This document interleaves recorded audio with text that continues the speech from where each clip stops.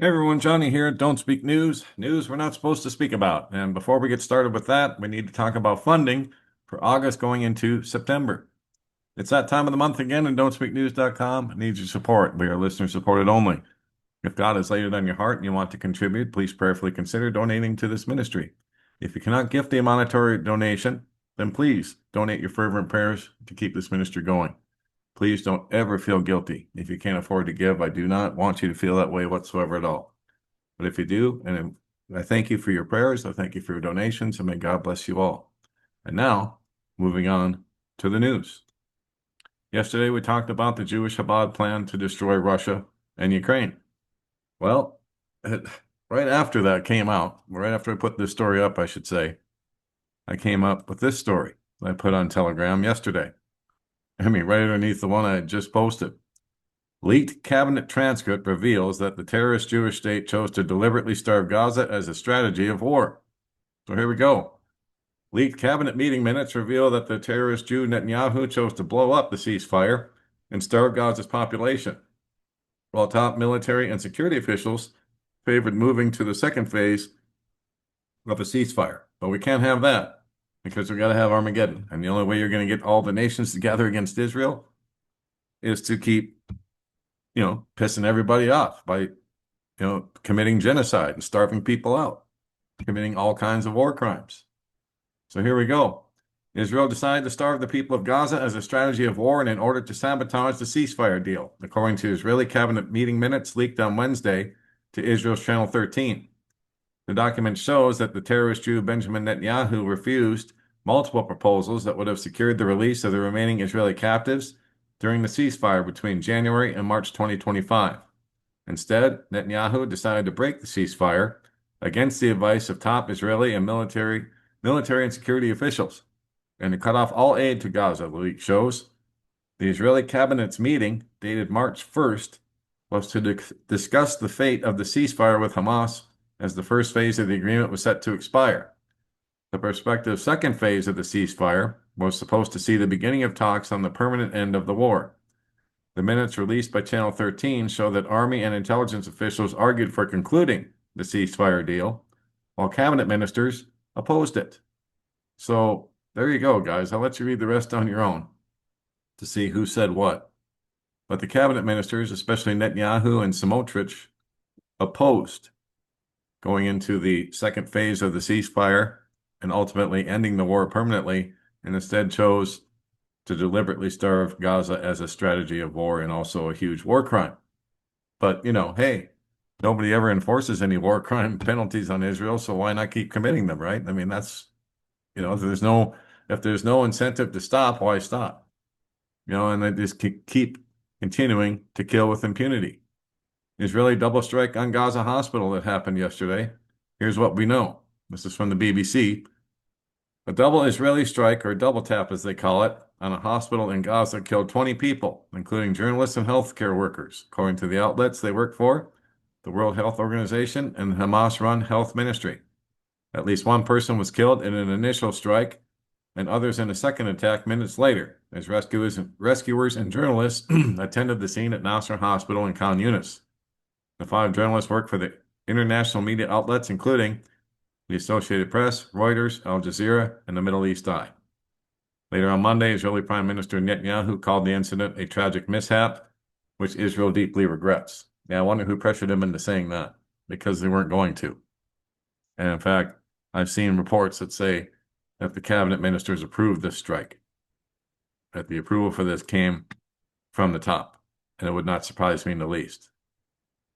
So, and of course, now other reporters are saying that Reuters is culpable in Israel's assassination of all 246 Gaza journalists that have been killed over the time of this war in just a couple of years on a small strip of land. In fact, that's what she says here. This journalist who turned in her badge, as you can see, Canadian former journalist Valerie Zink announced she's stepping down from her position as a stringer at Reuters news agency after 8 years, saying she can no longer be associated with an agency that is justifying and enabling the systematic killing of journalists in Gaza. And not to mention all the women and children, too. But anyway, she says Western media is directly culpable for creating the conditions in which this can happen, she said. quoting journalist Jeremy Scahill's criticism that every major outlet from the New York Times to Reuters has served as a conveyor belt for Israeli propaganda, sanitizing war crimes, and dehumanizing victims. And well, guess who owns Reuters? Guess who owns the New York Times? They do. So, of course, they're going to go with the propaganda, the Israeli propaganda. Zink contended that by uncritically echoing Israeli military assertions without substantiation, Western media has made possible the killing of more journalists in 2 years on one tiny strip of land than World War I, World War II, Korea, Vietnam, Afghanistan, Yugoslavia, and Ukraine combined. That's just incredible. So all these different wars that she named have, all of them combined, had less journalist death than what we've had in the Gaza Strip in a little less than 2 years. And then we have this. Well, wait, there's more, right? Is a bioweapon attack coming? As the Israeli defense minister warns Yemen, plague of the firstborn coming. So here we go again. Israeli Defense Minister Katz issued a stunning threat to the country of Yemen. Today we brought upon the Houthis a plague of darkness and gloom. There will also be a plague of the firstborn. This threat was made in writing on this social media post right here from X. And so, the plague of the firstborn, like Hal says, seems to refer to the biblical book of Exodus. The plague of the firstborn was the 10th and final plague brought upon Egypt in the biblical narrative of the Exodus. It involved the death of all firstborn males, both human and animal, in Egypt, while sparing the Israelite firstborns who were protected by the blood of a lamb on their doorposts, a ritual known as Passover. And of course, it's described in Exodus 11 and 12. So the key aspects of this plague was divine judgment. The plague was a direct act of God, demonstrating his power over Pharaoh and the Egyptian gods. So I guess that's what they're imitating here. They're pretending to be God, saying they're going to issue a plague of the firstborn. Unbelievable, the arrogance of these people. Unbelievable.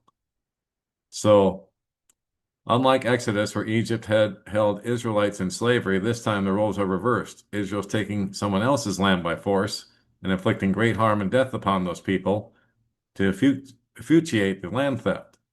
For Defense Minister Katz to make such a statement is astounding. Did God tell him such a thing was coming? Or is it far more likely that this obnoxious, arrogant, and seemingly psychotic, which they all are, defense minister conjure up this threat while thinking of a bioweapons attack? Israel is not a signatory or state party to the Biological Weapons Convention, meaning it has not signed or ratified the treaty that prohibits the development, production, or stockpiling of biological weapons. While Israel has not issued policy statements on biological arms control, the Israeli Institute for Biological Research is known to research vaccines and antidotes, but the exact nature of its potential biological weapon capabilities remains a subject of international speculation. So then, how would a plague of the firstborn come upon Yemen, unless Israel is of a mind to use biological weapons? Good question. Very good question. But it's just the arrogance of the statement that gets me. Whether or not they're actually thinking about chemical warfare or biological warfare, I should say, on Yemen is beside the point for me. It's the fact that they would equal put themselves on a level with God, saying that they're going to put this plague of the firstborn on Yemen. Just unbelievable arrogance with these folks. The synagogue of Satan. And all the Christian Zionists, you're part of that synagogue, by the way, in case you weren't aware. So, I guess that'll be it for this episode. Don't forget, don'tspeaknews.com is home base for all that we do.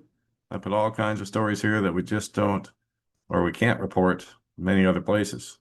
Over 2,700 stories now. Videos, pictures, all kinds of articles that you can research here on don'tspeaknews.com. We've had this website now up since August of 2019. So 6 years, over 6 years now. Hard to believe. Wow. Anyway, all kinds of things you look at here at don'tspeaknews.com. Easy to navigate as well. If you'd like to subscribe or contact me, just click on this tab here. And the ways to do that are listed right here. Don't Speak News at Proton Mail. Type in your email here, click on subscribe, and you'll be notified every time I put up a new post. Channel support tab is here. Of course, we've got the fundraiser going too to make it real easy. But if you find yourself on this page, you can also support us with all these links. And then to find us around the internet, you can look on Rumble, BitChute, Telegram. Just click on this tab here, and all the places to find us, including YouTube, are right there. And that will be it for now. God bless, take care. Johnny Storm, Don't Speak News.